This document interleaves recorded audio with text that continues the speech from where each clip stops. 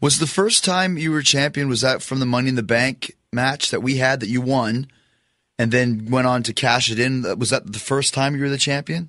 The first time, and that I remember the Money in the Bank I didn't want anything to do with. That's right. Yeah, I remember that the first, this was for a WrestleMania, I believe it was 20, and the idea that they had was Jericho versus Edge versus Benoit in a three-way submission match. And I don't have a submission. Yes, you don't have a submission, and also, how the hell would you do that? Like a three-way? It just reeked of like, we've got nothing for these guys to do, so why don't we just put them together? And then there was a couple other guys that didn't have anything else to do, and I think it was Gortz that came up with the initial idea. And I remember either he told you about it or I did, and you didn't want to do it. You didn't like the idea. I don't want to do another ladder match or whatever it was. Yeah, I was like, I don't want to be in a ladder match. Just don't put me in it. And I remember going as far as saying, don't put me on Mania. I'll get back to it. I'll make sure that I'm on it next year. But if that's what you got, don't put me in it. And I remember like you and Glenn and Kane and Chris and Jay like kind of saying, "No, this could be cool." And it really took some. It was one of those instances where I was so far off the mark.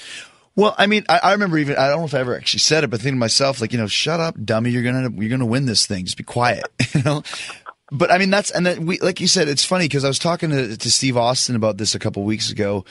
You felt it, I felt it. Sometimes when you get I don't even know what the word is, but you can't see the forest through the trees sometimes. I'm the same. And when you get an idea in your head, it's like, I will be the most stubborn son of a bitch ever. I don't care. Like you said, take me off. I'm done.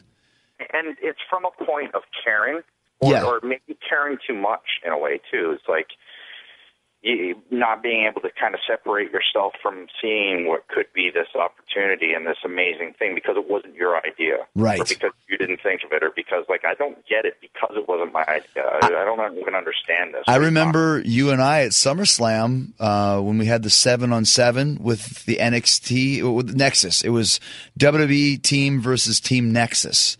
And the finish, it was an elimination tag, and the finish boiled down to you and me were in there, but it was Cena against a couple of them, and John wanted to do things a certain way, and we told him, you're wrong. Remember that? And he did it anyways, and it sucked. And then afterwards, he came over to us and said, I should have listened to you, but I wasn't seeing it that way.